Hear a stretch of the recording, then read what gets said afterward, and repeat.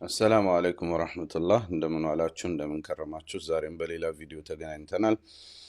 ለዛሬ እንግዲህ አንድ እጅግ በጣም ነውር የሆነ ንግግር በእስልምና ላይ የሰነዘረ ያለ ግለሰብ በህግ ሊጠየቅ ከመገባቱ ጋር በተያያዘ ነው እንግዲህ ቪዲዮ የሚኖረን።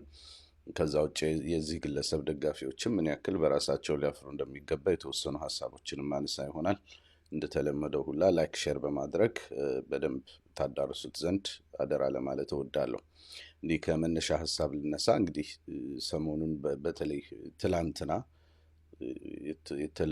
የሆኑ ቪዲዮዎች መለቀቅ ጀመሩና ይሄ እፎይ የሚባል ቲክቶክ ላይ ወደ 400,000 በላይ ተከታይ ያለው ግለሰብ ነው እና የዚህ ግለሰብ ቪዲዮዎች መውጣት ጀመሩ። እስልምና ላይ ነብዩ መሐመድ ሰለላሁ ዐለይሂ ወሰለም ላይ በጣም አስቀያሚ ነገሮችን እንደሚናገር የሚያሳዩ ቪዲዮዎች ናቸው የወጡት። እኔ ቪዲዮዎቹን ሳይ በጣም ደንግጫለሁ። ከአንድ ሃይማኖተኛ ነኝ ከሚል ግለሰብ የማይጠበቁ ወሲብ ነክ የብልግና ቃላት ያዘሉ እጅግ በጣም አስቀያሚ፣ ማለት አንድ ሃይማኖተኛ ነኝ የሚል ግለሰብ ሊታይባቸው የማይፈልጉ ቃላት አሉ። ሁሉም ሰው የራሱን ልኩን ይመርጣል አይደል? እና የትኛውም ሃይማኖተኛ ነኝ የሚል ግለሰብ ሊታወቅባቸው የማይችሉ አስቀያሚ ቃላትን እየተናገረ ለተራ ግለሰብ እንኳን አይደለምና ሃይማኖት ለሚያስተምር ሰው ለተራ ሰው እንኳን ስቅቅ የሚያደርግ እጅግ በጣም አስቀያሚ ቪዲዮዎችን አየሁኝ፣ የተለያዩ ተቆራርጠውና በእውነቱ እንዲህ አይነት ንግግሮችን ሰበካ ብሎ እንኳን ሊቀበላቸው የሚችል ሰው መኖሩ በራሱ ይገርማል።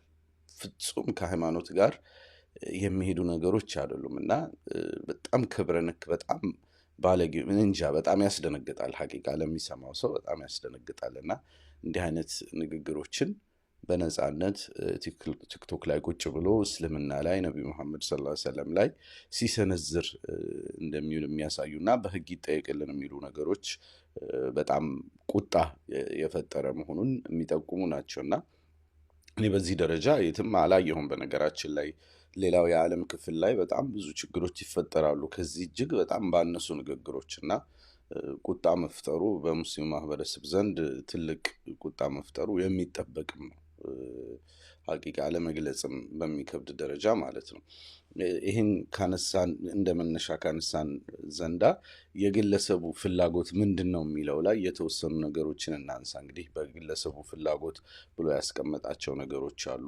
ከዛ ውጭኛ ደግሞ የምናነባቸው ፍላጎቶች አሉ፣ አቺቭ ሊያደርጋቸው የፈለጋቸው እነሱን እናያለን። ከዛ ውጭ ደግሞ ግለሰቡን እየደገፉ ያሉ አካላት የሚሰሯቸውን ነውር አስመልክቶ እናነሳለን። እንደ ሙስሊም ደግሞ ምላሻችን ምን ሊሆን ይገባል በሚል ቤዚክ የሚሆኑ ነጥቦችን አነሳለሁ። ኢንሻአላህ በተቻለ ለማሳጠር እሞክራለሁ። እንግዲህ ይሳካልኛል አይሳካልኝም ባላቅም የግለሰቡ ፍላጎት ምንድነው የሚለውን በተመለከተ ራሱ ሲናገር ካስቀመጣቸው ነገሮች ተቀንጭቦ የወጡ ነገሮችን አየሁና አንደኛ አድርጎ የሚያነሳው ምንድነው በቃ ሙስሊሞች በነብዩ መሐመድ ማንነት እንዲሸማቀቁ እናደርጋለን በሚል ነው እንግዲህ እንደ ዓላማ አድርጎ ያስቀመጠው ማለት ነው። እዚህ ቲክቶክ ላይ ምን ላይ ነብዩ መሐመድ ሲነሱ የሚሸማቀቅ ሙስሊም እንፈጥራለን፣ ለዚህ ነው የምንሰራው የሚል ነገር አንስቷልና በእውነቱ ይሄ የሚሳካ ህልም አይደለም፣ ብዙ የሚገጥም ነገር አይደለም። እሱን ለማሳየት እሞክራለሁ። በጭራሽ ሊሳካ የሚችል ነገር አይደለም። ነብዩ መሐመድ ሰለላሁ ዐለይሂ ወሰለም የሚሳቀቅ ሙስሊም መቼም አይኖርም። እንዲህ በዓለም አቀፍ ደረጃ የለም። ብዙ ኢምፖሲብል ነው፣ ኦክሲሞሮን ነው። ነብዩ ሰለላሁ ዐለይሂ ወሰለም በእስልምና ያላቸው ቦታ ልዩ ነው። አላህ በቁርአኑ ወኢነከ ለዓላ ኹሉቂን ዐዚም ይላቸዋል። አንተ በጣም ልዩ ስነ ምግባር ነው ያለህ ይላቸዋል፣ መስክሮላቸዋል። ለአማኞች እንኳ ኡስወቱን ሐሰና ብሎ ነው ያስቀመጣቸው። ሙስሊሞች ምሳሌ አድርገው ሞዴል አድርገው ሊከተሏቸው የሚገባ ስብዕና ብሎ ነው ያስቀመጣቸው። ኡስወቱን ሐሰና መልካም ሞዴል አድርጎ ነው ያስቀመጣቸው። ስለዚህ የየትኛውም ሙስሊም ፍላጎት በባህሪው ወደ ነብዩ ሰለላሁ ዐለይሂ ወሰለም መቃረብ ነው። የእሳቸውን ባህሪ ለመለማመድ በተቻለ መጠን ህይወቱ ላይ ለማምጣት መሞከር ነው እና ሊትራሊ ኢምፖሲብል አንድ ሙስሊም በነብዩ እንኳን ሊያፍር ይቀርና ሮል ሞዴሉ፣ ዋናው ትልቁ ሞዴሉ፣ በአላህ ደረጃ የተመሰከረላቸው ሞዴሉ እሳቸው ናቸው ብሎ ነው የሚያምነው። እና እስልምና ምን ይመስላል እንኳን ቢባል እሳቸውን ነው የምንለው አይደል? አሁን አንድ ሰው መጥቶ እንደ እስልምና በሰው ልጅ ህይወት ላይ ምን ለውጥ ይፈጥራል፣ ምን ይመስላል፣ ምን አይነት ነገር ነው አቺቭ ማድረግ የሚፈልገው ብንል ወደ ነቢዩ መሐመድ ሰለላሁ ዐለይሂ ወሰለም እና ወደ ሰሃቦቻቸው ወደ ባልደረቦቻቸው ነው የምንወስደው። ምክንያቱም ከሳቸው የተሻለ እስልምናን የተዋበበት እስልምናን የተላበሰ ሌላ ስብዕና አለን ብለን ስለማናምን የእስልምና ዋናው ሾፌር እሳቸው ናቸው ብለን ስለምናምን በዛ ደረጃ እሳቸውን እስልምና ምን ይመስላል ቢባል እሳቸውን ነው የምንለው። በዚህ ደረጃ የሚያምነን ማህበረሰብ ነብዩ ሰለላሁ ዐለይሂ ወሰለም እንዲሸማቀቅ ማድረግ ፍጹም የሚሳካ ነገር አይደለም። ህልም ሆኖ የሚቀር ነው። አልተሞከረም ማለት አይደለም። እሱ ላይ እናነሳለን። መልካም ምግባራቸውን ጠላቶቻቸው እንኳን ይመሰክሩላቸዋል። ነብዩ ሰለላሁ ዐለይሂ ወሰለም እሳቸውን ሃይማኖታቸውን ጠልቶ ይዘውት የመጡትን የአንድ አምላክ ትምህርት ጠልቶ ያባረራቸው የመካ ማህበረሰብ እንኳን የሚያስቀምጠው አደራ ሲኖረው እሳቸው ዘንድ ነበር የሚያስቀምጠው። ነብዩ ሰለላሁ ዐለይሂ ወሰለም ወደ መዲና ሂጅራ ሲያደርጉ ወደ መዲና ሲሰደዱ አንድ ቀን ቀደም ማነው ከሳቸው አንድ ቀን ኋላ ቀርቶ ያጎታቸው ልጅ አሊ ኢብኑ አቢ ጣሊብ ቀርቶ ነበር። የቀረበት ዋና ምክንያት ምንድነው? የመካ ሰዎች እሳቸው ዘንድ በየጊዜው አደራ ያስቀምጣሉ፣ ታማኝ መሆናቸውን ስለሚያውቁ። ሙሐመዱል አሚን ታማኙ መሐመድ ነው የሚሏቸው። እንግዲህ የሚያሰቃዩቸው ሰዎች ማለት ነው። እነዛ እሳቸውን የሚንቋቸው ዲናቸውን አንቀበልም የሚሏቸው እንኳን አደራቸውን እሳቸው ዘንድ ነበር የሚያስቀምጡት እና በዛ ምክንያት እሳቸው ዘንድ የተቀመጡትን አደራዎች ለመመለስ ነበር አሊ ረዲየላሁ ዐንሁ አንድ ቀን ወደኋላ ቀረት ብሎ አደራዎቹን የመለሰው እሳቸው በድብቅ ስለወጡ ማለት ነው። በዚህ ደረጃ ነብዩ ሰለላሁ ዐለይሂ ወሰለም እጅግ በጣም የሚከበሩ ጠላቶቻቸው እንኳን ይመሰክሩላቸው፣ ጠላቶቻቸው እንኳን አደራቸውን እርሳቸው ዘንድ የሚያስቀምጡባቸው ግለሰብ ነበሩ። እስካሁን ድረስ ነብዩን ሰለላሁ ዐለይሂ ወሰለም የሚያጥላሉ ከ60 ሺህ በላይ መጽሐፍት ተጽፈዋል፣ በዓለም አቀፍ ደረጃ ማለት ነው። አልተሞከረም ማለት አይደለም። ነብዩ ሰለላሁ ዐለይሂ ወሰለም ላይ ያልተባለ ነገር የለም። ኦሪየንታሊስቶች፣ የምስራቅ ታሪክ አጥኚዎች ኦልሞስት ፉል ታይም ስራቸው በነብዩ ሰለላሁ ዐለይሂ ወሰለም ዙሪያ መጽሐፍት መጻፍ ነበር። የእስልምናን መስፋፋት ለማስቆም በሚል በጣም ብዙ ጥረት አድርገዋል። በሀገራችንም ጭምር በነገራችን ላይ በርካታ መጽሐፍት አሉ እንደዚህ ነብዩን ሰለላሁ ዐለይሂ ወሰለም የሚሳደቡ የሚያንቋሽሹ እንዲህ አይነት ነገሮች ግን ውጤት የላቸውም። አንፎርቹኔትሊ በተጨባጩ ዓለም ውጤት ማምጣት የሚችሉ አይደሉም። በነብዩ ሰለላሁ ዐለይሂ ወሰለም የሚሸማቀቅ ሙስሊምም ተፈጥሮ አይታወቅም። በዓለም አቀፍ ደረጃ የትም ቦታ ነብዩ ሰለላሁ ዐለይሂ ወሰለም ተነኩብኝ ሲል ሆ ብሎ የሚነሳ ማህበረሰብ እንጂ በሳቸው የሚያፈር የሚሸማቀቅ ማህበረሰብ የለም። ወደፊትም እንዲህ አይነት ሙስሊም ይኖራል ተብሎ አይጠበቅም። ሊትራሊ ኢምፖሲብል ማለት ነው። እንደውም በተቃራኒው የእውቀት ሰዎች፣ የፍልስፍና ሰዎች፣ የንባብ ሰዎች ስለ ነብዩ ሰለላሁ ዐለይሂ ወሰለም ስብዕና በተለያዩ ነገሮች የሚመሰክሩበት ሂደት ነው ያለው። አላህም ወረፈዕና ለከ ዚክረከ አይደል ያላቸው፣ መወሳትህንም ከፍ አድርገንልሃል፣ ትውስታህንም ከፍ አድርገንልሃል ብሏቸዋል። እና ህይወታቸውን ያጠኑ ግዙፍ ስብዕናዎችን ብትመለከቱ መልካምነታቸውን በጣም በድንቅ ሁኔታ የሚመሰክሩ ናቸው። እንዲሁ 3-4 የተወሰኑ ምሳሌዎችን እኒ ወደ ሌላ መልእክት ከመግባቴ በፊት የህንዱ የነጻነት መብት ታጋይ ማህተማ ጋንዲ ስለሳቸው ብዙ ካነበበ በኋላ ምን ይላል መሰላችሁ? በዚያ ወቅት በነበረው የህይወት ማዕቀፍ ውስጥ ለእስልምና ቦታ ያስገኝለት የሰይፍ ኃይል እንዳልሆነ ከምንም በላይ አመንኩ ይላል። ይልቁንም ቦታ ያስገኝለት የነቢዩ መሐመድ ሰለላሁ ዐለይሂ ወሰለም ቅልል ያለና ሰለላሁ ዐለይሂ ወሰለም እኔ ነኝ ያልኩት ይቅርታ፣ የነቢዩ መሐመድ ቅልል ያለና በመተናነስ የተሞላ ህይወት፣ እንከን የለሽ ቃል ኪዳን አክባሪነት፣ ለጓደኞቹ ያሳየው ፍጹም መሰጠት ወይም አጋርነት፣ የተስተዋለበት ታላቅ ወኔና ፍርሃት አልባነት እንዲሁም በአምላክና በተልእኮ ላይ የነበረው ጥልቅ መተማመን ነበር ይላል። ሌሎችም ብዙ ነገሮችን ጽፏል በወቅቱ። ፈረንሳዊ ፈላስፋ አልፎንስ ደ ላማርቲን ኦልሞስት በፈረንሳይ ምስረታ ዙሪያ እጅግ በጣም ትልቅ ሚና የነበረው ሰው ነው። ስለ ነቢዩ መሐመድ ሰለላሁ ዐለይሂ ወሰለም ምን ይናገራል መሰላችሁ? የዓላማ ግዝፈት፣ የማሳኪያ መንገድ ማነስና አስገራሚ ድል ለሰው ልጅ ድንቅ ስኬት መለኪያ መስፈርቶች ከሆኑ በዘመናዊ የዓለም ታሪክ ማነው ደፍሮ መሐመድን ከሌላ ጋር ማወዳደር የሚችል ይላል። ፈላስፋ፣ አንደበተ ርቱዕ፣ ነቢይ፣ ህግ አውጪ፣ የሐሳብ አስገባሪ፣ የምክንያታዊና ምስል አልባ እምነት መልሶ አቋቋሚ፣ የሀያ ምድራዊና የአንድ መንፈሳዊ ግዛት መስራች ሙሐመድ የሰው ልጅ ታላቅነት ሊለካባቸው በሚችሉ መስፈርቶች ብንለካው ከእርሶ የላቀ ሰው አለን ብለን ለመገረም እንገደዳለን ይላል። ማን? ፈረንሳዩ ፈላስፋ አልፎንስ ደላማርቲን። ሙስሊምም አይደለም በነገራችን ላይ። በዚህ ደረጃ ስብዕናቸውን ያደንቃሉ የእውቀት ሰዎች። የራሻው ጸሐፊ ተውኔት ሊዮ ቶልስቶይን እንመልከት። ምን ይላል? ነቢዩ መሐመድ ማህበራዊ ማዕቀፉን እጅግ ካገለገሉ ታላላቅ የለውጥ አቀንቃኞች መካከል አንዱ መሆኑ የሚያጠራጥር አይደለም። አንድን ህዝብ ወደ እውነት መርቶ ወደ ሰላምና መረጋጋት እንዲዘነበሉ፣ ጨዋነትን እንዲመርጡ፣ ከደም አፋሳሽነትና ሰዎችን ለጣዖት መስዋዕት ከማቅረብ እንዲታቀቡ ከአሁን በፊት በአረቦች ታሪክ ያልተቻለ ቢሆንም እንዲሁም ለልማትና ስልጣኔ በራቸውን እንዲከፍቱ ማድረጉ ለእርሱ ታላቅነት በቂው ነው። ይህ ጠንካራ ሰዎች ብቻ የሚሳካላቸው ታላቅ ተግባር ነው። እንዲህ አይነት ስብዕና ክብርና አድናቆት ሊቸረው ይገባል ይላል ራሻዊ ጸሐፊ ተውኔት ሊዮ ቶልስቶይ። የተወሰኑ ተጨማሪ እንመልከት። አሜሪካዊ ፈላስፋ ዊሊያም ጄምስ ዱራንት የሚለውን እንመልከት። ታላቅነትን በተጽዕኖ የምንለካ ከሆነ ሙሐመድ ከታሪክ ግዙፋን ውስጥ አንዱ ነው። ሙቀትና ረሃብ በሚፈጥሩት እንግልት ወደ ባርበሪዝም ኑሮ የተገፉ ህዝቦችን ወደ ታላቅ መንፈሳዊና ሞራላዊ ከፍታ አድርሷል። ያስመዘገበው ስኬት ከሌሎች የለውጥ አቀንቃኞች እጅጉን የላቀ ነው። የእርሱን ያክል ህልሙን ምሉእ በሆነ ሁኔታ ያሳካ ሰው ቁጥሩ አናሳ ነው። ጉዞውን ሲጀምር አረቢያ የጣዖት አምላኪያን በረሃ ነበረች፣ ሲሞት ግን ታላቅ ግዛት ሆነች ይላል። ሌላም ተጨማሪ እንመልከት። የኖቤል ተሸላሚው አሰላሳይ ጆርጅ በርናርድ ሾውን እንመልከት። ምን ይላል ስለ ነቢዩ መሐመድ ሰለላሁ ዐለይሂ ወሰለም? ለእኔ ከሃይማኖቶች ውስጥ የመቀየር ወይም የመቀየጥ ኃይል ኖሮት ለተቀያያሪው የተፈጥሮ ዑደት በሁሉም ዘመን የሚያገለግል ብቸኛው ሃይማኖት ሆኖ ይታየኛል። ሙሐመድን አጥንቼዋለሁ። ድንቅ ሰው ነው። በእኔ አመለካከት እርሱ ጸረ ክርስቶስ ሳይሆን የሰው ልጆች መድህን ተብሎ ሊጠራ ይገባዋል ይላል።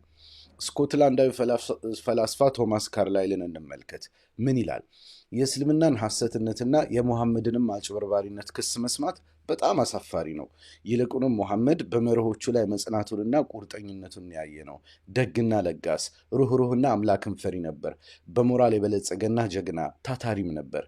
ለሰዎች ገራገርና ደግ፣ ተጫዋችና አድናቆት ለመለገስ የማይሰስት ነበር። አንዳንዴ ባልደረቦቹን እየቀለደና እየተጫወተ ዘና ያደርጋቸው ነበር። ፍትሐዊ፣ እውነተኛ፣ ብልህ፣ ንጹሕና ይቅር ባይ ነበር። ምዕራቡ ዓለም በዚህ ሰው በሙሐመድ ላይ የቀጠፈው ቅጥፈት ለራሳችን ማፈሪያ እንጂ ለሌላ አይሆንም ይላል ስኮትላንዳዊ ፈላስፋ ቶማስ ካርላይል። እኒህ ዝም ብሎ ጥቂት ሳምፕሎች ናቸው። ከአሁን ቀደም እንደዚህ ከ20 በላይ ሰዎችን ጽሑፍ በተለያየ ጊዜ አቅርቤላቸው የነበረ መሆኑ ይታወሳል። በጥቅሉ የእውቀት ሰዎች፣ የፍልስፍና ሰዎች፣ የንባብ ሰዎች ሙስሊም ባይሆኑም እንኳ ስለ ነቢዩ መሐመድ ሰለላሁ ዐለይሂ ወሰለም ስብዕና ታላቅነት ብዙ ሲመሰክሩ ቆይተዋል ማለት ነው። እንኳን ሙስሊሙ በነቢዩ መሐመድ ሰለላሁ ዐለይሂ ወሰለም ማንነት ሊሸማቀቅ ይቀርና ሙስሊም ያልሆነውም አካል በሳቸው ስብዕና ቢደመም አይገርምም። ምክንያቱም አላህ ምን እንደመሰከረላቸው ወኢነከ ለዓላ ኹሉቂን ዐዚም፣ አንተ በእርግጥም ትልቅ ስነ ምግባር ላይ ነህ፣ ታላቅ ባህሪ ላይ ነህ ይላቸዋል። ህይወታቸውን ያነበበ ሰው ከመደመም ከመገረም ውጭ ሌላ ምንም አይነት ምርጫ የለውም። ምክንያቱም ለሰው ልጆች በሙሉ ምሳሌ ተደርገው የተላኩ ኡስወቱን ሐሰና፣ መልካም ሞዴል ተብሎ በአላህ የተመሰከረላቸው ድንቅ ስብዕና ናቸውና ማለት ነው። ሙስሊሙ እንኳን በሳቸው ሊሸማቀቅ ይቀርና ስማቸው እንኳን ሲጠራ ነቢዩ መሐመድ ሰለላሁ ዐለይሂ ወሰለም፣ ነቢዩ መሐመድ ሲል ሰለላሁ ዐለይሂ ወሰለም ይላል።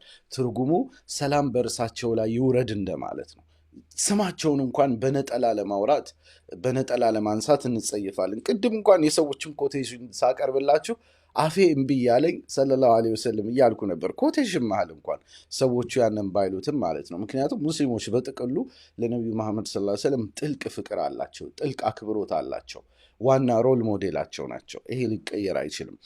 ዩኒቨርሳል ነው። በነገራችን ላይ ይሄ በዓለም አቀፍ ደረጃ ያለ እውነታ ነው። ይህንን እውነታ ማንም ኦልሞስት ኦሪየንታሊስቶች የጻፏቸው 60 ሺህ መጽሐፍትም ችለው አላሳኩትም። አሁንም ድረስ እንትን ነው። በእስልምና ደረጃ አንዳንዱ ፍቅሩን ለመግለጽ እጁን ልቡ ላይ ያደርጋል አይደል? ስማቸውን ሲሰማ ሰለላሁ ዐለይሂ ወሰለም ይላል፣ ፍቅሩን ለመግለጽ አክብሮቱን ለመግለጽ። ፊዳ ከአቢ ወኡሚ ያ ረሱለላህ እንላለን አይደል? እናቴም አባቴም ለእርሶ ፊዳ ይሁኑ፣ ለእርሶ ይሰውሎት እንደማለት ነው። ይህንን ሲል አንድ ሙስሊም እናቱ ፊት ሊል ይችላል፣ አባቱ ፊት ሊል ይችላል። አባቴም እናቴም ለእርሶ መስዋዕት ይሁኑሎት ይላል እናትና አባቱ ፊት። ምክንያቱም እናትና አባቱም ጭምር እናትና አባታቸው ፊት ይላሉ። በዚህ ደረጃ ማለት ነው ሰዎች ነቢዩ ሰለላሁ ዐለይሂ ወሰለምን ከእናት ከአባታቸው በላይ አስበልጠው ነው የሚኖሩት። በዚህ የሚቀየምም አባት የለም ማለት ፊዳከ አቢ ወኡሚ ያ ረሱለላህ፣ እናቴም አባቴም ለእርሶ መስዋዕት ይሁንሎት ያ ረሱለላህ ስንል እናቴ አትቀየመኝም፣ አባቴ አይቀየመኝም አውቃለሁ። ምክንያቱም እሱም እናትና አባቱን ለነቢዩ ሰለላሁ ዐለይሂ ወሰለም ይሰውሎት ቢል ቅር አይለውም፣ የእሱ አባቶችም አይላቸውም። ነቢዩን ሰለላሁ ዐለይሂ ወሰለም በዚህ ደረጃ ነው የሚወዱት ሙስሊሞች። እና ይህንን ሙስሊም ማህበረሰብ በነቢዩ ሰለላሁ ዐለይሂ ወሰለም ሲሸማቀቅ ለማየት የሚፈልግ ካለ እድሜ ልኩን ሲጠብቅ ሊኖር ይችላል። መቼም እንዲህ አይነቱን ዘመን አያየውም ማለት ነው። ይህንን ግልጽ አድርጎ መሄድ ያስፈልጋል። እንግዲህ አንደኛው ዓላማ ብሎ ያስቀመጠው በነቢዩ መሐመድ ሰለላሁ ዐለይሂ ወሰለም የሚሸማቀቁ ሙስሊሞች ሰለላሁ ዐለይሂ ወሰለም ስማቸው ሲነሳ እፎ ያለ እንኳን ብዬ ስናገር በመሀል ይገባብኛል። ይህን ያክል ነው ሙስሊሞች ነቢዩን ሰለላሁ ዐለይሂ ወሰለም የምንወደው ማለት ነው። ይህ በነገራችን ላይ ሁሉም ዘንድ ነው፣ ሁሉም ሙስሊም ላይ አፉ ላይ ተከትቦበታል። ከዚህ ውጭ ሊል አይችልም። የእሳቸውን ስያሜ ጠርቶ በነጠላው ሊያነሳ አይችልም። አክቹዋሊ ሌሎች ነቢያቶችንም እንደዛው እናነሳለን፣ የፍቅር የአክብሮት መገለጫ ስለሆነ ማለት ነው። እና አንደኛ ዓላማ ብሎ ያነሳው እንግዲህ ይሄ ነው። በቃ የእሳቸው ስም ሲነሳ የሚሸማቀቅ ሙስሊም እንፈጥራለን ብሎ በሞኝነት እየጠበቀ ይገኛል ማለት ነው። ሁለተኛው ዓላማው ምንድን ነው ካላችሁኝ፣ ገንዘብና ተቀባይነት ማግኘት ነው። ይህ እንግዲህ አሁንም ይህንንም ዘመቻ መሰረት አድርጎ እንደዛ አይነት ነገሮችን የማድረግ እንዲህ አይነት ሰዎችን እናውጣለን፣ ተጨማሪ ሰዎችን እናስተምራለን የማለት እቅድ እንዳላቸው እየተሰማ ነው። እና እንግዲህ ግለሰቡ እንደሰማሁት ከሆነ በባህል ሕክምና ምናምን የሆኑ ነገሮች አሉት መሰለኝ እና ብዙም ሰሚ እንዳላገኘ የሚያነሱ ሰዎች አሉ። የራሱ በኦርቶዶክስ ውስጥም ጭምር የራሱ ውዝግቦች እንዳሉበት፣ የተለያዩ ተቃውሞ የሚያነሱበት እንዳሉም የሚያጠቅሱ አሉ። እና እንግዲህ ይህንን መሰረት አድርጎ ደጋፊ ለማግኘት የሚያደርገው ነገር ይሆናል። ይህ ምናልባት ተሳክቶለት ይሆናል። ብልግና ብዙ ፈላጊ ያለው አሁን ላይ አፍህን ለብልግና የምትከፍት ከሆነ ብዙ የሚሸልምህ ገንዘብ ሽልማት የሚሰጥህ አንተ ስር ቁጭ ብሎ የሚያዳምጥ መሪ የሚልህ የሚያንቆለጳጵስህ አታጣም። አንፎርቹኔትሊ ብልግና በጣም ተፈላጊነት ያገኘበት ወቅት ስለሆነ ማለት ነው። እና ምናልባት በዚህ ተሳክቶለት ይሆናል። ብልግና የእሱ መሰል ባለጌዎችን በስሩ ማፍራት ተሳክቶለት ሊሆን ይችላል። በቲክቶክ ገንዘብ ማግኘትም አይቀሬ ነው። እንዲህ አይነት ነገር ካለ ተሳዳቢ ምን ያለ በአሁኑ ሰዓት እንዲህ አይነት ነገሮችን ያገኛል። ሙስሊም ጠላ አካላትም ቢሆን እንደሚያቅፉት ግልጽ ነው። በአሁኑም እየታየ ነው። ገና ለገና እስልምናን ሰደበልን በሚል የእስልምናን ነቢይ ሰደበልን፣ ሙስሊሙን አናደደልን በሚል እየደገፉት ያሉ ግለሰቦች እንዳሉ እየታየ ነው። ይሄ ደግሞ የአገሪቱ በሽታ ነው። እንግዲህ ፖለቲካውም ላይ ሌሎችም ቦታዎች ላይ አገሪቱ ላይ ካሉት እጅግ ግዙፍ ችግሮች አንዱ ሙስሊም ጠልነት ነው። ኢትዮጵያን ኋላ ካስቀሩ ትላልቅ ካንሰር በሽታዎች መካከል የሙስሊም ጠልነት በሽታ መሆኑ ይታወቃል። ስለዚህ ያው ዝንብ ቁስል ባለበት ቦታ እንደማይጠፋ ሁላ ሙስሊም ጠል አካላትም ይህን መሰል ነውረኛ ግለሰቦች ዙሪያ ቢሰባሰቡ በሱ ዙሪያ እዛው ቢረባረቡ የሚገርም አይሆንም ማለት ነው። ምናልባት ይህ ይሳካለት ይሆናል። በነቢዩ ሰለላሁ ዐለይሂ ወሰለም የሚሸማቀቅ ሙስሊም ማግኘት መቼም የሚሳካለት ባይሆንም ማለት ነው። ግን ደግሞ ይህም ይዞ የሚመጣበት ሪስክ ቀላል አይደለም። አንደኛ በህግ የመጠየቅ እድሉ ሰፊ ነው። ይህ ህጉ በጣም ግልጽ ነው። እንዲህ አይነቱን ነገር የሚታገስ ህግ የለም እና ህግ ካለ፣ ህግ አስከባሪ ካለ ይህ ግለሰብ በህግ መጠየቁ አይቀርም። ይሄ መንግስትም እንደ ኃላፊነት ሊወስደው ይገባል። ይህንም በዝምታ መመልከትም ህዝበ ሙስሊሙን መናቅ እንደሆነ ሊታወቅ ይገባል። ስለዚህ በህግ እንዲጠየቅልን እንፈልጋለን። የመጀመሪያው ህዝብ ማስቆጣትን መሰረት ያደረገ ነገር ያልተፈለገ ቅርጽ ሊይዝ ይችላል።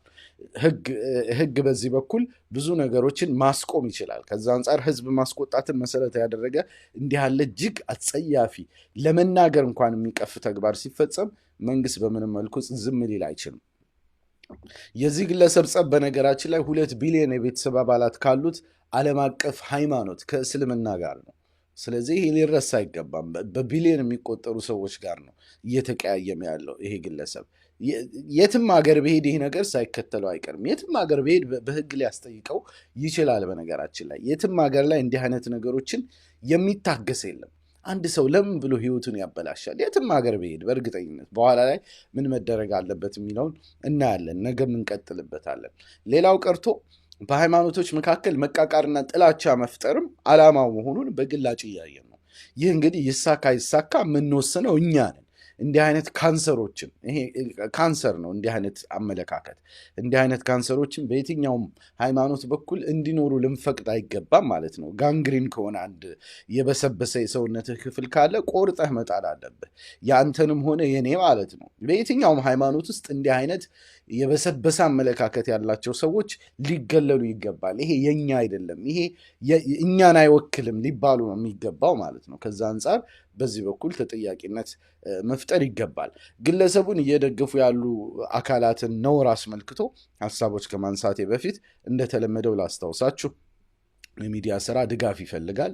ከዛ አንጻር ቪዲዮውን ብዙ ቦታ እንድታደርሱልኝ ልጠይቃችሁ እወዳለሁ። ላይክ እና ሼር ማድረግ ያግዛል። ብዙዎቻችሁ ሰብስክራይብ ሳታደርጉ ነው የምታዩት። ሰብስክራይብ ብታደርጉ እጅግ በጣም ደስ ይለኛል። ሀሳባችሁን በኮሜንት በሰጣችሁ ቁጥር ቪዲዮ ብዙ ቦታ የመድረስ እድል አለው። ከዛ አንጻር በዛ መልኩ ከጎኔ እንድትቆሙ ልጠይቅ እወዳለሁ። ከዛ ውጭ ዩቱብ ጆይን ማድረግ የምትችሉ ጆይን አድርጋችሁ በወርሃዊ መዋጮ ቻናሉን ማገዝ ትችላላችሁ። ፌስቡክም ላይ ሰብስክራይብ ተመሳሳይ ነገር አለ። ዩቱብ ላይ ሱፐር ታንክስ አለ። ፌስቡክ ላይ ስታር አለ። እንዲሁም ደግሞ በባንክ ሂሳብ ቀጥታ እገዛ ማድረግ እንደምትችሉ እንደስከዛሬ ሁላ ስክሪን ላይ አስቀምጥላችኋለሁ። ከዛ ውጭ በስፖንሰርነት ማገዝ የምትፈልጉም እንዲሁ ኮንታክት ልታደርጉን ትችላላችሁ።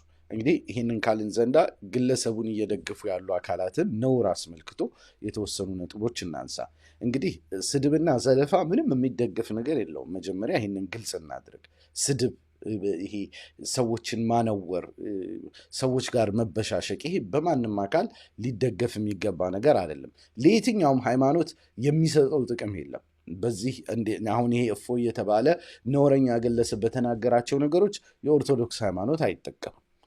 የትኛውም ሃይማኖት አይጠቀምም። በፍጹም ማንም ከዚህ ተጠቃሚ ነው ብዬ አላስብም። እናም ይህን ሰው መደገፍ ሴቪየስ ዝልክ ነው። እኛ እዚህ ቱርክ ላይ ሴቪየስ ዝልክ የሚባል ቃል አለ። ሴቪየስ ማለት ልኬት አልባ፣ ትንሽ በአማርኛ ትርጉሙ ያስፈልጋል። መርህ አልባ ምናልባት ይቀርበዋል። መርህ አልባ፣ መለኪያ አልባ፣ ለራሱ የሚያስቀምጠው ስታንዳርድ የሌለው አካል እንደማለት ነው። እና ሌቭል ሊኖረህ አይገባም ወይ ለሁሉም ነገር? አሁን ይህንን መልእክት የማስተላልፈው ይሄ ግለሰብ የኛ ልጅ ነው፣ ልንደግፈው ይገባል እያሉ ያሉ አካላትን ነው፣ በኦርቶዶክስ በኩል ማለት ነው። ሌቭል ሊኖረህ አይገባም ወይ? የሆነ የማልወርድበት ከፍታ የምትለው ነገር ሊኖረህ አይገባም ወይ? ይሄ ከተለያየ አንጻር ሊጠቀስ ይችላል። አንደኛ ለራስ ሃይማኖት ስም፣ ለሃይማኖት ዝና ስትል ከምትሰጠው ክብር አንጻር የሆነ ልክ ሊኖር አይገባም ወይ? ኖ ይሄንን ድንበር አላልፍም፣ ኖ በዚህ ጉዳይ የክርስትና ስም እንዲጠራ አልፈልግም የምትልበት እኮ ሌቭል ሊኖር ይገባል። እንዲህ አይነት ወሬ ለሃይማኖቴ አይመጥንም የምትለው ሊኖር ይገባል። ሃይማኖቴ በዚህ ሲነሳ መስማት አልሻም ልትል ይገባል። ከዛ አንጻር አሁን ይሄ እፎይ የተባለ ግለሰብ የተናገራቸው ያላቸውን እጅግ በጣም አስቀያሚ ነገሮች የኛ ነው የኛ በቃ ልክ እንደ የኦርቶዶክስ ሰበካ ነው እያላችሁ ያላችሁ ጥቂት ሰዎች ልታፍሩ አይገባም ወይ? ይሄንን ነው ወይ ከክርስትና ጋር ማዛመድ የምትፈልጉት? ይሄ ነው ወይ የክርስትና ጥሪ ወይም ወንጌልን ማድረስ የምትሉት? ይሄ ነው ወይ? በፍጹም አይደለም። እኔ ይሄ ነው ብያለሁ። እኔ በፍጹም ኦርቶዶክስ ከዚህ ትጠቀማለች ብዬ አላስብም። ከዛ አንጻር የኔ ነው ብለው ይህንን ማየታቸው በራሱ በጣም እጅግ የሚያሳፍር ይመስለኛል። ከሃይማኖትህ መርህ አንጻርም እኮ ልክ ሊኖርህ ይገባል አይደል? ኖ እንዲህ አይነቱን ነገር ክርስትና አይፈቅድም ማለት የለብህም እንዴ? ኖ ኦርቶዶክስ መጽሐፊ አይፈቅድም እንዲህ አይነት ሰዎችን ሌሎች ሃይማኖት ሰዎች ጋር በእንዲህ አይነት ነገር መነጋገር አይፈቀድልኝም፣ ኖ ይሄ አይደለም የወንጌል ጥሪ ይሄ አይደለም የምትለው ሌቭል ሊኖርህ አይገባም ወይ? ጥሪ በዚህ መልኩ ይደረጋል ወይ? ልታፍሩ ይገባል። ይህን እየደገፋችሁ ያላችሁ ከማህበራዊ ኑሮና ከባህል መርሆች አንጻርስ ቢሆን ይሄ ነገርስ አልነካካም የምትሉት ነገር አይኖራችሁም ወይ? ይሄ ራሳችሁ ልጠይቁ ይገባል። ይህን ግለሰብ እየደገፋችሁ ያላችሁ ጥቂት የኦርቶዶክስ ውስጥ ያላችሁ ሰዎች ቃላት እንኳ መዶልዶማቸው እኮ ስልጣኔ ነው አይደል? ማህበራዊ ህይወት ውስጥ ቃላት እንኳን ታዶልዱማለህ አይደል? ፊት ለፊት አትጠራውም። ለምሳሌ ሽንት ቤት መሄድ ብትፈልግ ቃሉን አትጠራውም አይደል? እስቲ መጸዳጃ ቤት ደርሼ ልምጣ ትላለህ። ይህ የመሰልጠን ባህሪ ነው እንጂ ቃሉን ጠርተህ እንዲህ ላድርግ ብለህ አትናገርም አይደል? ታፍራለህ። አፍንጫህን ማጽዳት ብትፈልግ አፍንጫዬን ልጸዳ ወይ አፍንጫዬን ላጽዳ ወይ ልጥረግ ትላለህ እንጂ ቃሉን አትጠራውም አይደል? ሌላው ቀርቶ የማይጠራ ነገር እንኳን ምንትስ እያለን እንተካለን። ይሄ የኢትዮጵያውያን ባህል ነው። እንደው ከኢትዮጵያዊነት ባህል አንጻር እንኳን ሲታይ ይህ ግለሰብ እየተናገራቸው ያለ ነገሮች አይ በፍጹም ይህን ከኦርቶዶክስ ጋር እንዲዛመድ አልፈልግም ልትሉ አይገባም ወይ? አታፍሩም ወይ? በራሳችሁ ምንድን ነው እያደረጋችሁ ያላችሁት? ይሄ በጣም ራሳቸውን ሊጠይቁ ይገባል። ከውይይት ጥቅል ህግጋት አንጻርም ቢሆን ልኬት እኮ ሊኖርህ ይገባል። መርህ ሊሆን ይገባል። አንደኛ እንዲህ አይነቱ ነገር ማንንም አያሳምንልህም። አሁን እሱ እያደረገ ባለው ጥሪ የትኛው ሙስሊም ነው አይ እኔ በቃ ኦርቶዶክስ መሆን አለብኝ ብሎ ሊያስብ የሚችለው? በፍጹም ይሄ ጥሪውንም ያሳካ አይደለም። ጠላት ብቻ ነው የሚያፈራልህ። እንዲህ አይነቱ ነገር ምንም አይነት ጥቅም የሚሰጥ አይደለም። ከዛ አንጻር ጥቂት የኦርቶዶክስ ውስጥ ያሉ ሰባኪዎች እንዲህ አይነት ሰዎች ይህንን ግለሰብ የኛ ነው ብለው ሲደግፉ ማየት እጅግ በጣም ያሳፍራል። ባለጌስ እሺ ባለጌ ነው። የትኛውም ቦታ ውስጥ ባለጌዎች አሉ አይደል? በኮሜንት እየመጡ የሚሳደቡ ሁሉም ሃይማኖት ውስጥ እንዲህ አይነት ባለጌ የማህበረሰብ ክፍል ይኖራል። እሺ እነሱን እስንተው። በዚህ ባለጌ ግለሰብ ዙሪያም የተሰባሰቡት ያው ባለጌ ናቸው። ግን በሰባኪ ደረጃ በምን ደረጃ ግን ለእንዲህ አይነቱ ቆሻሻ ግለሰብ ድጋፍ መስጠት እጅግ በጣም ያሳፍራል። በምኑም መልኩ የኛ ልጅ ብላችሁ ልታስቡት የሚገባው አይደለም። ሊታፈርበት የሚገባው ነው። ከዚህ ሰውዬ ጋር በፍጹም መነካካት አያስፈልግም ነበር ሊባል የሚገባው ማለት ነው። እንግዲህ የመጣውን ሁላ የመቀበል አባዜ ጥላቻ የፈጠረው ነው። እስልምናን ይስደብልኝ እንጂ ይሄ ግለሰብ ከክርስትና መርሆች ጋር ቢጋጭ የፈለገውንም ቢያደርግ የራሱ ጉዳይ ማለት እጅግ በጣም ነውር ነው። እጅግ በጣም ነውር ነው። ምክንያቱም የጥላቻ መገለጫ ስለሆነ ማለት ነው። ሙስሊም ጠልነት ብዙ ኮስታ አድርጎናል። በጣም ብዙ ኮስታ አድርጎናል። እዚህ ሀገር ላይ የጠቀመንም ነገር የለም። ማህበራዊ ኮሄዥንን ወይም መጣጣምን ከሚያደናቅፉት ነገሮች አንዱ የሙስሊም ጠልነት ነው። ከዛ አንጻር በእንዲህ አይነት እጅግ በጣም ጥላቻ የተሞሉ ነውረኛ ግለሰቦች ዙሪያ ደጋፊ የሆነው መሰባሰብ ሊያሳፍር ይገባል። ይህን እያደረጋችሁ ያላችሁ ሰዎች ከምር ወደ አእምሯችሁ ብትመለሱ ነው የሚሻለው። በነገራችን ላይ እኔ አሁን እንደ ሙስሊም ሆኜ ሌላው ሃይማኖት ላይ ሲቀለድ እጅግ በጣም ነው የሚከፋኝ። ይሄ ማለት በየትኛው ይሄ እንደ መርህ ደረጃ ሃይማኖቶች መቀለጃ ሊሆኑ በፍጹም አይገባም። በምዕራቡ ዓለም ለምሳሌ በምዕራቡ ዓለም ብዙ ክርስትና ባለባቸው ሀገራት ክርስትና ላይ ይቀልዳሉ፣ በጣም ይቀልዳሉ። ክፉ ቀልዶች ምናምን ይቀልዳሉ። እኔ ስቅቅ ነው የሚለኝ። በእርግጠኝነት ሁሉም ሙስሊም ስቅቅ ነው የሚለው። ምክንያቱም ሰው በገዛ ሃይማኖቱ ላይ ሲቀልድ እንኳን ማየት ደስ አይልም። ለማንም ቢሆን ደስ የሚል ነገር አይደለም። በእኛም ሀገር አንዳንድ ክርስቲያኖች ክርስትና ላይ ሲቀልዱ ምናምን ስቅቅ ነው የምለው። እውነቱን ለመናገር ሰው እንዴት ሃይማኖቱ ላይ ይቀልዳል? ሰው እንዴት የሃይማኖት ስብዕናዎች ላይ ይቀልዳል? ይሄ ምክንያቱም ሊጣስ የማይገባው መርህ ስለሆነ ማለት ነው። ስለዚህ የግድ የኔ ሃይማኖት የአንተ ሃይማኖት የሚል መሆን የለበትም። የትኛውም ሃይማኖት ላይ ሲቀለድ ልንበሳጭ ነው የሚገባው። ይሄንን የሚቀበል እንትን ባህል ሊኖረን ይገባል ብዬ አላስብም። እፎይን እየደገፉ ያሉ አካላት ለዛ ነው ከምር ሊያፍሩ ይገባል የምለው። አንደኛ መለኪያ መርህ የለኝም ሁሉንም እቀበላለሁ እያሉ ነው። የትኛውም አይነት ቆሻሻ ይምጣ እኛ እንሰባሰባለን እያሉ ነው። ይሄ በጣም ሊያሳፍር ይገባል። ይህ ሳሎንህን የቆሻሻ ቅርጫት ነው የምታደርገው ማለት ማንኛውም ብቻ ጠላቴን ስደብልኝ እንጂ እንደፈለክና የምትል ከሆነ ሳሎንህ በቆሻሻ ይሞላል። ኢንቴሌክቹዋል ሀብት አይኖርህም። በነገራችን ላይ እንዲህ አይነት ስድብ፣ መቀላለድ፣ መተራረብ በበዛ ቁጥር የእውቀት ምርት ይቀንሳል። ይሄ ተፈጥሯዊ አካሄድ ነው። ከዛ አንጻር እንደው የሰበካ ሜዳችሁን በእንዲህ አይነት ቆሻሻ ነገር መሙላትስ ቢሆን ለእናንተስ ምን ጥቅም አለው? ይሄ በጣም ራሳችሁን ልትጠይቁ ይገባል። ከሙስሊምም ቢሆን እንደውም አንዳንዶች ምን ይላሉ ከሙስሊምም የሚሳደብ አለ ለማለት የሞከሩ ወይም ይህንን መከራከሪያ ያነሱ ሰዎች አሉ። እኔ እንዲህ ያለው ኡስታዝ ያለ አይመስለኝም። እንዲህ ከተራው ሙስሊም እንዲህ ኮሜንት ላይ ምን ላይ እውቀት የሌለው ምን እንዲህ አይነት ዝም ብሎ ስድብ ብሽሽቅ ውስጥ ሊገባ የሚችል ይኖር ይሆናል። በኡስታዝ ደረጃ ግን እኔ እንደዚህ ክርስትና ላይ የሚሳለቅ ክርስትና ላይ የሚሳደብ እኔ አለ ብዬ አላስብም። ምክንያቱም እስልምናው ራሱ ይህንን እኮ አይፈቅድም። እኔ አሁን አንድ ተነስቼ ክርስትና ላይ ብቀልድ እኮ መጀመሪያ አላህ ይቀጣኛል ብዬ ነው የማምነው። ምክንያቱም የሌሎችን ሃይማኖቶች ሌላው ቀርቶ ጣዖት አምላኪ እንኳን ቢሆኑ የሚያመልኩትን ጣዖት በፍጹም እንዳትሳደብ ነው የሚለው እስልምና። ስለዚህ እኔ ሌላ ሃይማኖት ላይ ገብቼ ብቀልድ መጀመሪያ የምጣላው ከአላህ ጋር ነው። ምክንያቱም የአላህን ሕግ እየጣስኩ ስለሆነ ማለት ነው። እስልምናይም እንዲህ ሃይማኖቶች ላይ የሚቀለድበት ነገር ላይ እንድቀመጥም አይፈቅድም። ሌላው ቀርቶ ወሬ እንኳን ሰዎች አይደል የሚለው ሃይማኖትህ ላይ የሚቀለድ የሚዘለፍባቸው ቦታዎች ላይ እንኳን አትቀመጥ፣ ተነስተህ ሂድ ያንን ነገር እስካልተው ድረስ ይላል። ስለዚህ ዲሶሲየት እንኳን እስከ ማድረግ ትደርሳለህ። በየትኛውም ሃይማኖት ላይ ሲቀለድ የምንቀበለው ነገር አይደለም። እኔ እስልምና ይህንን አይቀበልም። እኔ ታዋቂ ኡስታዞችም እንዲህ ያደርጋሉ ብዬ አላምንም። አንደኛ በእስልምና ተቀባይነት የምታገኝበት መንገድ ወይም ኡስታዝ የምትሆንበት መምህር የምትሆንበት ሼክ የምትሆንበት መንገድ ለዚህ የሚመች አይደለም። ምክንያቱም እንደ መለኪያ የሚቀርቡት ለቁርአንና ሐዲስ ያለህ ቅርበት ነው ኡስታዝ የሚያስብልህ፣ በሰዎች ዘንድ ተቀባይነት የሚያስገኝልህ። ሕግ ማተር የሚያደርግበት ሃይማኖት ነው። ምናልባት ይሄ አሁን ዓለማችን ላይ ካሉ ሃይማኖቶች ተጨባጩን ስናይ የእስልምና በጣም ጎልቶ ይታያል። ለሕግ በጣም ልዩ ቦታ ይሰጣል።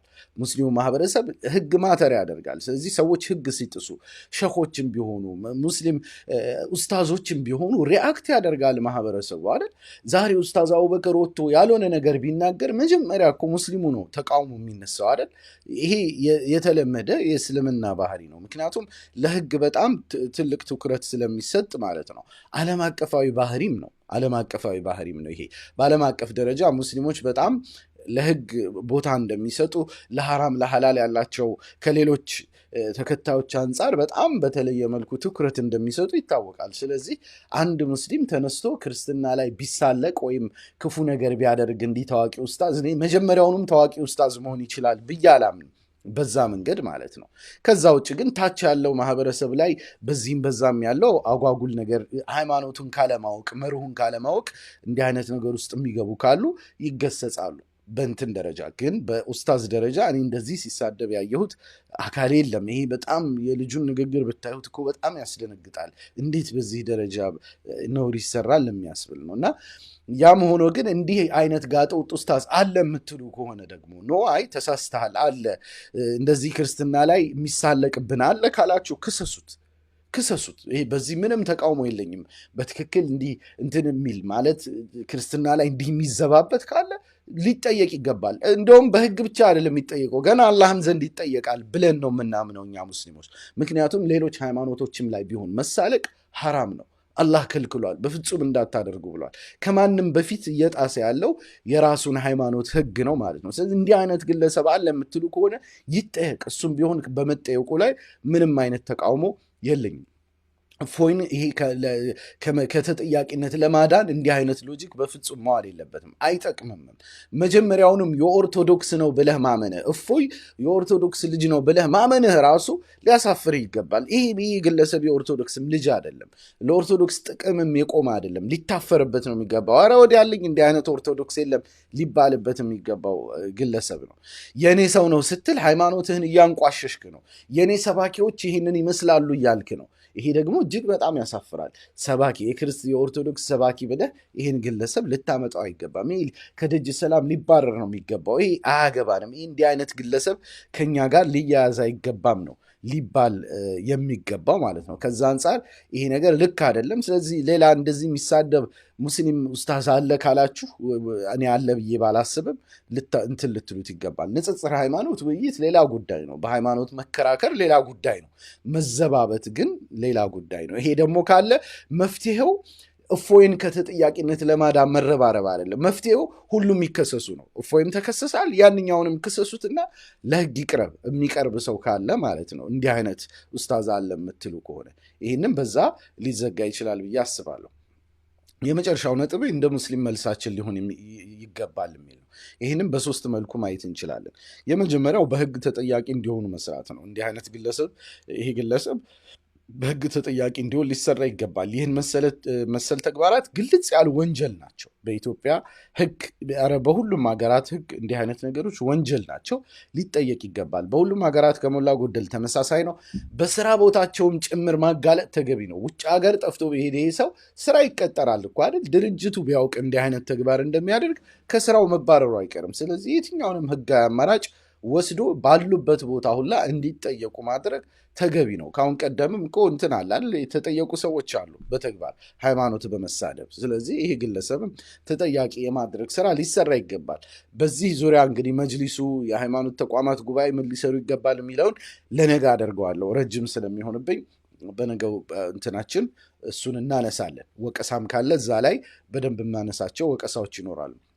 ሁለተኛው በዚህ ዙሪያ እንደ ሁለተኛ አቅጣጫ ሊወሰድ የሚገባው ከድንበር ኃላፊነት መቆጠብ ነው። ስድብና ብሽሽቅ እስልምና አይፈቅደውም። ይሄ በግልጽ የሚታወቅ ነገር ነው።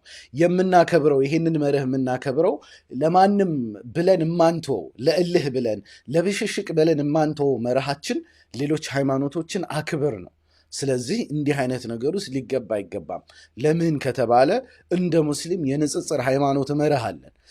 ከክርስቲያኖችም ጋር ከአይሁዶችም ጋር ከሌሎች ሃይማኖቶችም ጋር ውይይትና ክርክር ስናደርግ ምን መምሰል እንዳለበት ቁርአኑ መርህ አስቀምጦልናል አይደል? ተዓለው ኢላ ከሊመቲን ሰዋኢን በይነና ወበይነኩም፣ በእናንተና በእኛ መካከል ወዳለው መካከለኛ አማራጭ ኑ እንምጣ።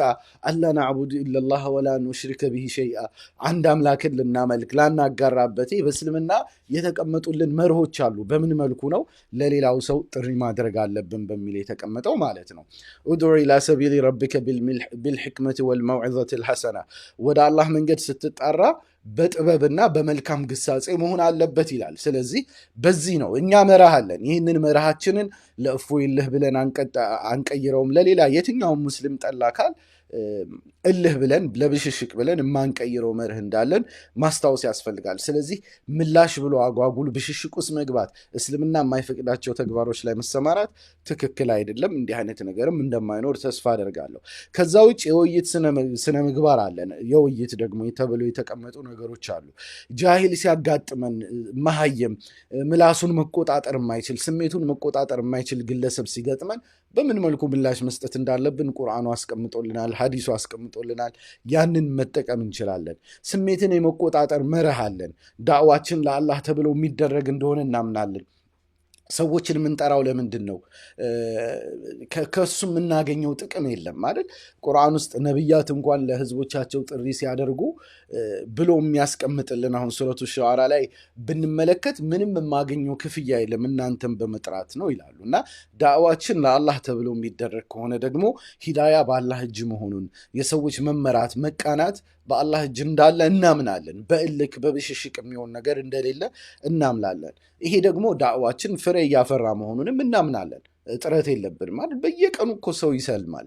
በየቦታው ሰዎች የእስልምናን ብርሃን በየቀኑ ያገኛሉ፣ ይሰልማሉ፣ ሃይማኖታቸውን ይቀይራሉ። እስልምና በጣም ይጠላል በሚባልበት ምዕራቡ ዓለም እንኳን በማደግ ፍጥነት እስልምናን የሚወዳደረው የለም። በዓለም አቀፍ ደረጃ በፍጥነት በማደግ እስልምናን የሚስተካከለው ሌላ ሃይማኖት እንደሌለ ይታወቃል። ዳዕዋችን ፍሬ ያፈራል። እስልምና ያስቀመጠልንን ዳዕዋ ብሽሽቅ ሳንቀላቅል፣ አጓጉል ስድብ፣ የሌሎችን ሃይማኖት ክብር ሳንነካ በተቀመጠው መሰረት አንከራከርም ማለት አይደለም። ስህተቶችን አናሳይም፣ ንጽጽር ውስጥ አንገባም ማለት አይደለም። ግን ያንን እስልምና ባስቀመጠልን መርህ መሰረት ከማድረግ የሚያግደን የለም። ያንን በማድረጋችን ብቻ ደግሞ አላህ ነስር እንደሚያመጣ ልናውቅ ይገባል ማለት ነው። ምክንያቱም አላህ በቁርአኑ ምን ብሏል? ሊዩዝሂረሁ ዐለ ዲን ኩሊሂ አይደል ያለው? በሃይማኖቶች ሁላ የበላይ ሊያደርገው ልኮታል ተብሏል። ስለዚህ እስልምና ዲን መንሱር፣ አላህ የሚያግዘው የሚረዳው ሃይማኖት መሆኑን እናውቃለን። ከዛ ውጭ ወደ እስልምና የሚመጡትንም ሰዎች አይታችሁ ከሆነ ዝም ብሎ ጃሂሉ መሀይሙ አይደለም የሚመጣው። ሃይማኖቶችን አንብቦ አውቆ የራሱ መጽሐፍ ስላላረካው ኢንቴሌክቹዋል ጥያቄውን ስላልመለሰለት ነው ሰው ወደ እስልምና እየጎረፈ ያለው። ከዛ አንጻር ዊ ዶንት ኒድ ብሽሽቅ፣ ዊ ዶንት ኒድ እልህ፣ ዊ ዶንት ኒድ ስድድብና ተረብ። በእንዲህ አይነት ውድድር ውስጥ መግባት ሙስሊሞችን አይመጥነንም። ስለዚህ ከእንዲህ አይነት ነገር ሁልጊዜም እንቆጠባለን። መርሃችን ያ ስለሆነ ማለት ነው። እንደውም ካስተዋልን እስልምና የበለጠ በሚጠቃበት ዘርፍ ነው የሚነሰረው። አይታችሁ ከሆነ አሁን እስልምና በጣም ከሚወቀስበት ነገር አንዱ የሴቶች ጉዳይ ነው አይደል? ሴቶችን መብት ይደፈጥጣል ምናምን ይባላል። ግን በተግባር ግን የምዕራቡን ዓለም ሴቶች ተመልክቷቸው እስልምናን ከሚቀበሉ ሰዎች ውስጥ 75% በላይ የሚሆኑት ሴቶች ናቸው። አይሰራም። እንደውም በሚጠቃበት ዘርፍ በኩል አላህ ነስር እንደሚሰጠው ማወቅ ያስፈልጋል። በዚህ የተረጋጋ ስሜት ነው እስልምና ዳዕዋ የምናደርገው ማለት ነው። ስለዚህ እነፎይ ጭቃ ውስጥ ገብተው ተንቦራጨቁ ብለን እኛም ጭቃ ውስጥ የምንገባበት አጀንዳ እንደሌለን መረዳት ያስፈልጋል። ሶስተኛውና የመጨረሻው ነጥብ ከዚሁ አንጻር የምናውቀው ከኛ ምን ይጠበቃል የሚለው ተቃራኒውን መስራት ነው። እኒህ ግለሰቦች፣ እኒህ ነውረኞች፣ እኒህ ዋልጌዎች፣ እኒህ ብልሾች እያደረጉት ያሉት ምንድን ነው?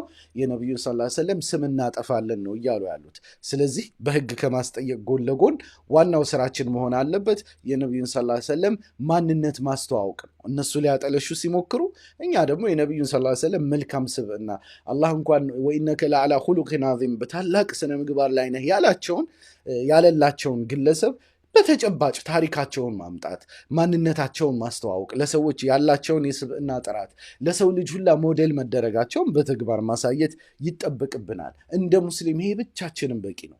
ለዳዋ ይሄ እጅግ ትልቅ መንገድ ነው። እኛ እናስተዋውቃቸዋለን፣ ማንነታቸውን በራሱ እናሳያለን። ስብዕናቸው ከማንም በላይ ይጣራል። ወደ እስልምና ለመጣራት ከነቢዩ ሰለላሁ ዐለይሂ ወሰለም ስብዕና በላይ ምርጥ ነገር የለም ማለት ነው።